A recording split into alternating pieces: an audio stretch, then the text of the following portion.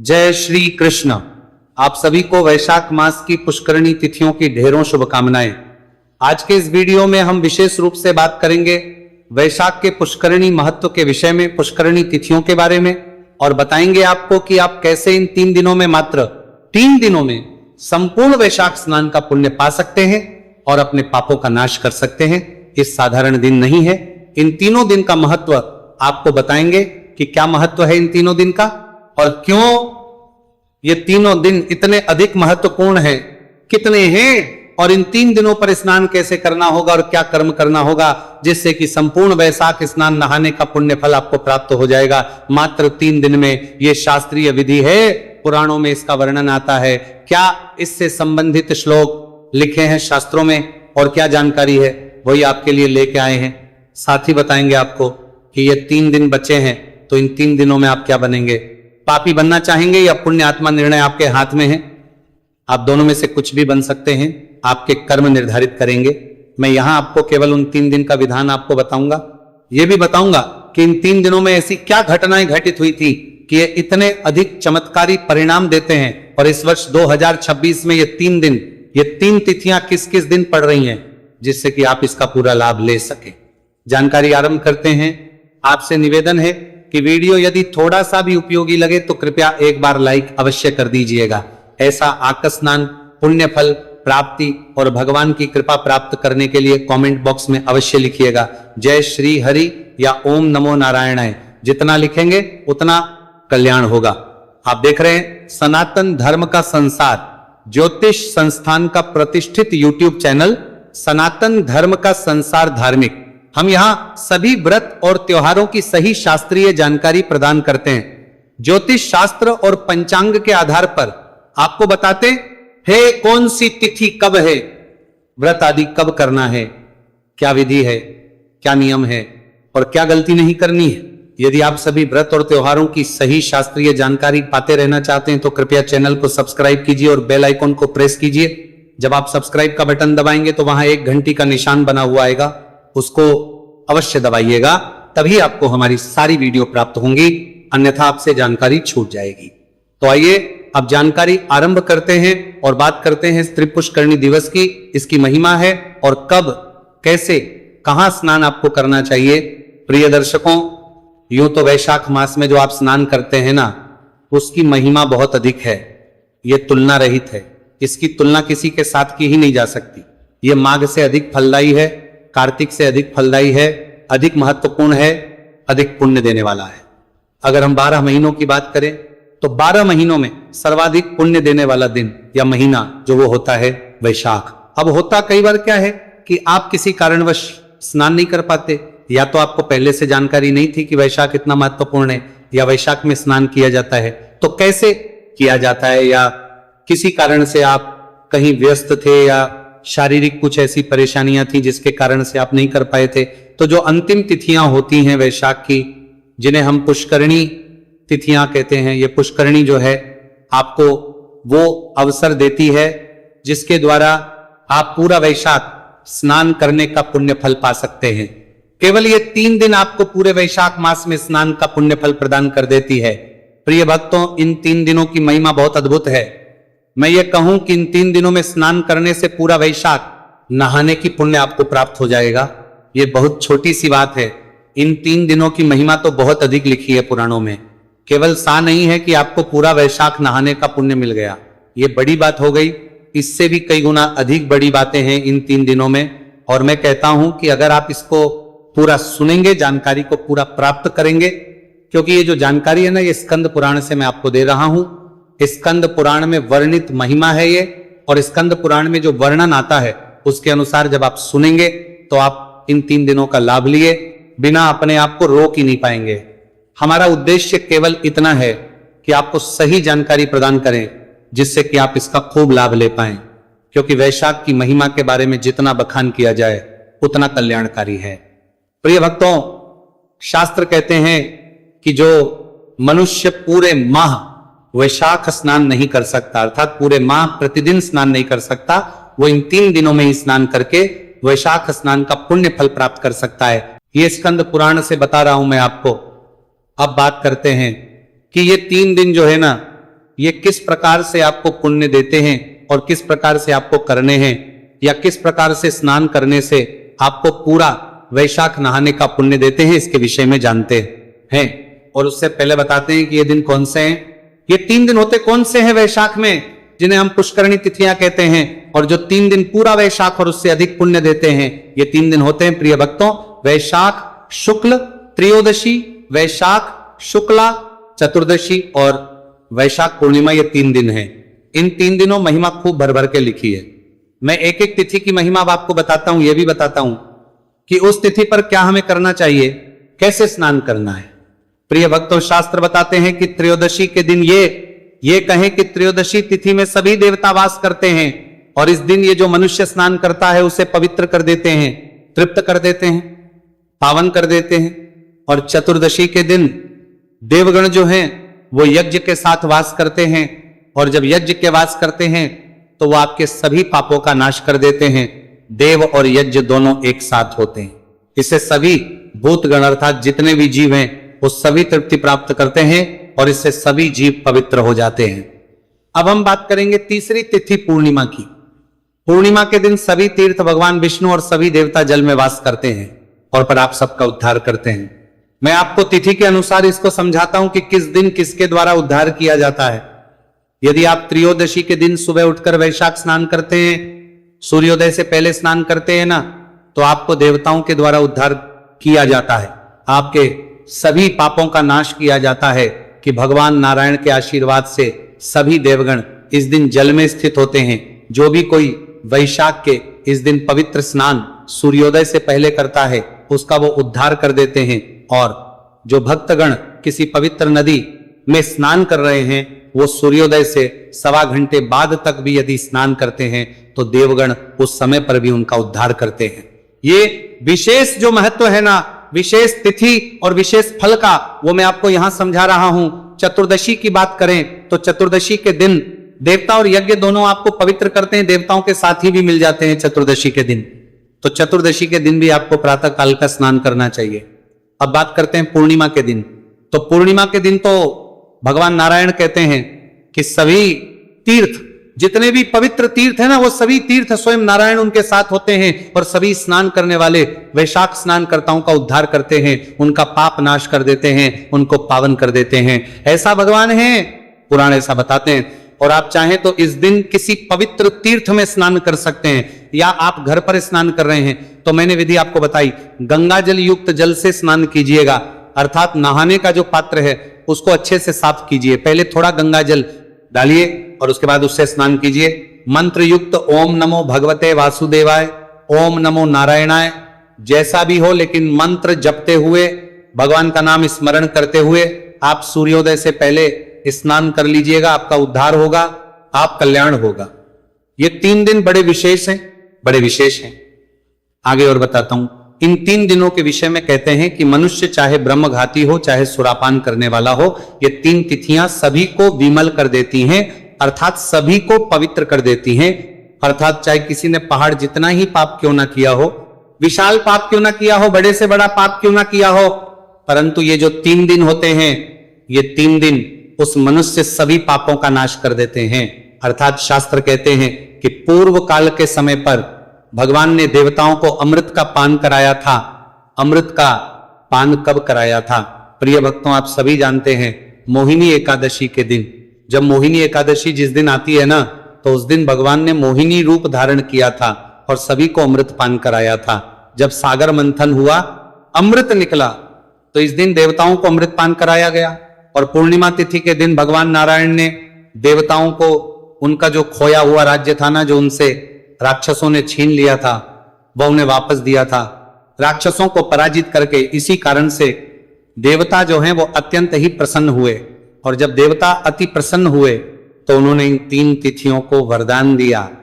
सभी देवताओं इन 3 तिथियों को वरदान दिया कि जो कोई मनुष्य इन 3 तिथियों पर पवित्र स्नान करेगा, दान करेगा, जाप करेगा, मंत्र पढ़ेगा, तर्पण करेगा, उसका सभी देवता कल्याण करेंगे, उद्धार करेंगे, पापों का नाश करेंगे। कारण क्या है? क्योंकि इसके बाद बड़े लंबे संघर्ष का जो उनका काल चला, बड़े लंबे समय से जो उनको देश से बाहर रहना पड़ा, स्वर्ग से बाहर रहना पड़ा, वो समय समाप्त उन्होंने अमृतपान किया। राक्षसों को पराजित किया और भगवान नारायण ने उनका जो राज्य है पुनः स्थापित किया था। तो इस प्रसन्नता में उन्होंने इन 3 तिथियों को यह वरदान दिया। शास्त्र कहते हैं कि यदि कोई अधम मनुष्य पूरी वैशाख स्नान नहीं करता है, अर्थात वैशाख का स्नान पूरे माह नहीं कर पाता है, पर केवल इन 3 तिथियों पर ही मंत्र संयुक्त स्नान कर लेता है, मंत्र युक्त स्नान, अर्थात मंत्र बोलते हुए स्नान करना है। मंत्र कौन सा बोलना है? आपके गुरु मंत्र है, आप वो बोल सकते हैं, नहीं तो वैशाख का मूल मंत्र है ओम नमो नारायणाय, ओम नमो नारायणाय, ओम नमो नारायणाय, ओम नमो भगवते वासुदेवाय। जो भी आप जपना चाहें, जो भी बोलना चाहें, वहां मंत्र बोलते हुए प्रभु का स्मरण करते हुए आपको स्नान करना है। 3 दिन स्नान करना है आपको, पूरे मास स्नान करने का पुण्य फल प्राप्त हो जाएगा। इसके अतिरिक्त आप हर हर गंगे बोल सकते हैं, तीर्थों का करते हुए भी स्नान कर सकते हैं, और आपके पास गुरु मंत्र है तो आप उसका भी प्रयोग कर सकते हैं, उसको बोलते हुए भी स्नान कर सकते हैं। तो इस प्रकार से ये आपको स्नान कल्याणकारी रहेगा। स्नान कैसे करना है मैंने आपको बताया है कि जो जल भरेंगे बाल्टी को मांझ के पहले, उसमें थोड़ा गंगा जल भर के और फिर स्नान करना है जल भर के, और मंत्र आपने अवश्य बोलना है, क्योंकि सभी लोग ना तो गंगा जी जा सकते हैं, ना त्रिवेणी जा सकते हैं, और ना ही सभी के लिए संभव है कि वो पवित्र नदियों में जाके स्नान कर पाए। प्रतिदिन वो आपके लिए जो कार्य है, सूर्योदय से पहले आपने स्नान करना है, गंगा जल युक्त जल से स्नान करना है और मंत्र जाप करते हुए आपको स्नान करना है। इतना भर कर लेने मात्र से आपको वैशाख नहाने का फल प्राप्त हो जाएगा, पूरे मास वैशाख स्नान का पुण्य फल प्राप्त हो जाएगा। बाकी मैं आगे बताऊंगा आपको कि ये 3 तिथियां इस वर्ष 2026 में कब पड़ रही है। आगे शास्त्र कहते हैं कि जो अधम मनुष्य 3 दिनों में भी वैशाख का स्नान नहीं करता, उसे चांडाल का जन्म प्राप्त होता है और वह में डाला जाता है। तो यह चेतावनी है शास्त्रों की हमारे लिए कि हमें अवश्य रूप से, पूरे महीने तो हमारी परेशानी हो सकती है, लेकिन 3 दिन तो कम से कम हमें निकालने चाहिए, और इन 3 दिनों में तो अवश्य ही हमें स्नान करना चाहिए। माधव को प्रिय वैशाख मास में जो मनुष्य नियम से रहकर भगवान का जाप करते हैं, वो विष्णु का सायुज्य प्राप्त करते हैं। अर्थात वैशाख में, वैशाख के इन 3 दिनों में भगवान नारायण का जाप करते हैं, उनका पूजन करते हैं, तो ऐसे व्यक्तियों को भगवान के साथ रहने का अवसर प्राप्त होता है, उनके सायुज्य प्राप्त होता है, अर्थात उनके साथ आपको वास करने का अवसर प्राप्त होता है। तो आपको इन 3 दिनों पर सूर्योदय से पहले अवश्य स्नान करना चाहिए, भगवान नारायण की पूजा करनी चाहिए। पूजा कैसे करनी है? शालिग्राम भगवान की पूजा की शंख में जल भरिए और उनको प्रतिदिन स्नान कराइए। स्नान करा के वस्त्र अर्पित कीजिए, तिलक कीजिए, पुष्प अर्पित कीजिए, धूप दीप दिखाइए, नैवेद्य भोग प्रसाद अर्पित कीजिए और हाथ जोड़ के नमस्कार कीजिए और मंत्र जप कीजिए। प्रकार से आप पूजन कीजिए। आगे सुनिए शास्त्र क्या कहते हैं। शास्त्र कहते हैं कि जो कोई मनुष्य इन 3 दिनों में गुरु, पितृ और देवगण के निमित्त ना स्नान करता है, ना कुछ करता है, तो उसे हम श्राप देंगे। वह मनुष्य निसंतान और आयुहीन उत्पन्न होगा, अर्थात उसका जो जीवन है ना, वो एक प्रकार से नाश की ओर बढ़ता है। इसीलिए मनुष्य को इन 3 दिनों में अपने पितृ की प्रसन्नता के लिए, देवताओं की प्रसन्नता के लिए और गुरु की प्रसन्नता के लिए कुछ ना कुछ अवश्य करना चाहिए। पितृ के लिए जल तर्पण कीजिए। मैं आपको बता ही रहा हूं, वैशाख में जल तर्पण की बड़ी महिमा है।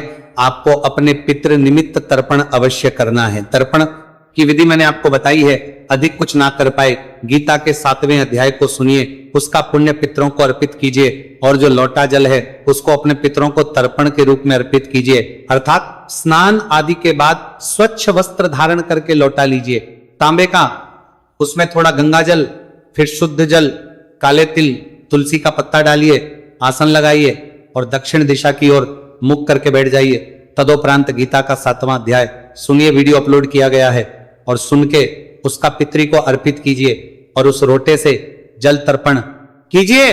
सारी विधि कैसे संकल्प करना है, पितृ को पुण्य अर्पित करना है, कैसे तर्पण करना है, वीडियो में मैंने अपलोड की है गीता के 7वें अध्याय के, उसका लाभ लीजिए। यह कार्य अंतिम 3 दिनों में अवश्य करना है। पूरे वैशाख का कहा गया है वैसे ही, लेकिन 3 दिनों में यदि कर लिया तो आपको पूरा फल है। दूसरा, गुरु के निमित्त कुछ दान दक्षिणा दीजिए। तीसरा, देवताओं के निमित्त नारायण की पूजा कीजिए। अरे सबका पाएं थोड़ा थोड़ा भी कर पाए तो उससे भी कल्याण हो जाएगा, पर ऐसा ना हो कि बिल्कुल ना करें। तो खूब दान दीजिए, भगवान की पूजा कीजिए, कल्याण होगा। शास्त्र कहते हैं कि जो मनुष्य अंतिम इन 3 दिनों में प्रतिदिन ताकि 7वें अध्याय का श्रवण करता है या पढ़ता है, उसे प्रतिदिन अश्वमेघ यज्ञ करने का फल प्राप्त होता है। प्रतिदिन अश्वमेघ यज्ञ करने का जो फल है वो अगर आपने केवल गीता का 7वां अध्याय पढ़ लिया या तो उससे ही आपको प्राप्त हो जाएगा, और मैंने आपको साथ में जोड़ दिया, वो सुन लीजिए और उसका पुण्य अपने पितरों को अर्पित कर दीजिए, दोनों कार्य हो जाएंगे। शास्त्र कहते हैं कि जो मनुष्य इन 3 दिनों में सहस्त्र नाम का पाठ करता है, विष्णु शस्त्र नाम का पाठ करता है, उसके पुण्य फल का वर्णन इन 3 लोकों में कौन कर सकता है? आप इन 3 दिनों में आपको विष्णु शस्त्र नाम सुनना चाहिए या पढ़ना चाहिए, क्योंकि इनका जो पुण्य है ना, इसका वो इतना अधिक है कि कोई वर्णन ही नहीं कर सकता। तो इसका खूब लाभ लीजिएगा। इन 3 दिनों में के लिए खूब अपलोड करके रखा है विष्णु शास्त्र नाम। आप YouTube पर अगर वीडियो ना मिले तो लिखिएगा विष्णु शास्त्र नाम, आपको बहुत वीडियो मिल जाएंगे। और इस बार फिर से हमने आपके लिए अपलोड करना है अंतिम 3 दिन के लिए, खूब उसका लाभ लीजिए। विष्णु शास्त्र नाम 3 दिन जितना हो सके उतना सुनिए, हो सके तो तीनों पहर में सुनिए, कल्याण होगा। शास्त्र कहते हैं कि जो मुक्ति मनुष्य को प्रयाग तीर्थराज में निवास करने से और प्राण त्यागने से प्राप्त होती है, वही मुक्ति, वही तृप्ति आपको वैशाख के इन 3 दिनों में स्नान करने से प्राप्त हो जाती है। इन 3 दिनों में अनुष्ठान का पालन करके मनुष्य देवत्व, धत्व और महत्व भी प्राप्त कर लेता है। इसीलिए इन 3 दिनों का खूब सेवन करना है, आपको खूब लाभ लेना है। आपको शास्त्र कहते हैं कि ब्रह्म ज्ञानिन वह मुक्ति ही वह मासे, वह जो मनुष्य वैशाख मास के इन पावन दिनों में नहीं करता है और इनको ऐसे ही व्यर्थ गवा देता है, वह अगले जन्म में स्वान की योनि पाता है, कुत्ते का जन्म पाता है। इसीलिए मनुष्य को ये 3 दिन ऐसे ही नहीं गवा देने हैं। मैं आपको अब बहुत बड़ी बात बताता हूं 3 दिनों के विषय में। यह वर्णन आता है स्कंद पुराण में। स्कंद पुराण में वर्णन है, और ध्यान से सुनिएगा। एक समय की बात है कि जितने भी तीर्थ हैं जहां हम लोग स्नान करने जाते हैं, अपने पाप छोड़ के आ जाते हैं, उन सभी तीर्थों ने एक दूसरे से वार्तालाप की कि भाई हमारे अंदर प्रभु की कृपा से सभी जो पापी मनुष्य हैं वो आते हैं, स्नान करते हैं, अपने पापों को यहां छोड़ते हैं और पवित्र होके चले जाते हैं। तो हम इन पापों के भार को कैसे उठाएंगे और कब तक उठाएंगे? हमारा तो सारा पुण्य क्षीण हो जाएगा और पाप ही पाप हर ओर भर जाएगा। तो वो परेशान होके भगवान नारायण के पास गए, उन्होंने भगवान नारायण की स्तुति की वंदन किया। तब भगवान नारायण ने कहा कि हे तीर्थों, जो भी मनुष्य आप में आके स्नान करता है वो मेरी आज्ञा से आता है, वो मेरा प्रिय भक्त है। परंतु आपकी जो परेशानी है इसका हल मैं आपको देता हूं।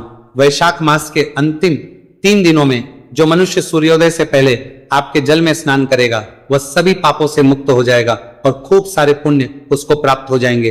और सूर्योदय के बाद 1.25 घंटे के बाद का जो नियम है, जब देवता उसमें से निकल जाते हैं, जो मनुष्य उस जल में स्नान करेगा वो सभी पाप उस मनुष्य को या उन मनुष्यों को लग जाएंगे।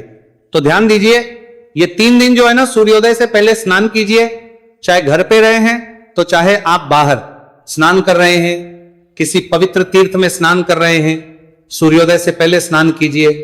अन्यथा आप पुण्य लेके नहीं, अपने पाप धो के नहीं, पाप लेके ही आ रहे हैं साथ में। यह महिमा है और मैं अपने आप से नहीं बोल रहा, ये पुराण में लिखित महिमा है, वहां से मैं आपको बता रहा हूं। तो इन 3 दिनों का खूब लाभ लीजिए। केवल स्नान ही तो करना है, इतना कर लेने से आपको कल्याण दे रहे हैं भगवान, और क्या चाहिए। तो प्रिय भक्तों, ये जो 3 तिथियां हैं इन्हें पुष्करणी तिथि कहा जाता है। इन 3 का खूब लाभ लीजिए, अपने सभी पापों का नाश कर लीजिए और प्रभु की कृपा प्राप्त कीजिए। जितना हो सके दान दीजिए, स्नान कीजिए। दान में धन दान नहीं दे सके तो आप गाय को चारा खिलाइए, पक्षियों को दाना डालिए, चींटी को आटा खिलाइए, इतना तो कर ही सकते हैं। और जो इतना भी नहीं कर सके वो श्रमदान कीजिए। श्रमदान का अभिप्राय है कि कहीं मंदिर में झाड़ू पोछा कर दीजिए, भगवान के दर की सफाई कर दीजिए, कहीं कोई भंडारा हो रहा है वहां सहायता कर दीजिए। अपने शारीरिक परिश्रम से भी आप दान कर सकते, कीजिए अवश्य। ये 3 दिन बड़े कल्याणकारी है। अब बात करते हैं कि ये 3 दिन इस वर्ष 2026 में रहेंगे कब? प्रिय भक्तों, त्रयोदशी जो है वो रहेगी 29 अप्रैल को। 30 अप्रैल को चतुर्दशी है और 1 मई को पूर्णिमाशी रहेगी। पूर्णिमा रहेगी, ये 3 दिन है। 29, 30 और एक बुधवार, गुरुवार और शुक्रवार जितना हो सके इन 3 दिनों का लाभ लीजिए, भगवान आपका कल्याण करेंगे। ये थी जानकारी अंतिम 3 दिनों के महत्व पर। जानकारी थोड़ी भी अच्छी लगी हो तो एक बार लाइक अवश्य कीजिएगा, अपनी राय कमेंट बॉक्स के माध्यम से दीजिएगा। भगवान नारायण सब पर कृपा करें। जय श्री कृष्ण।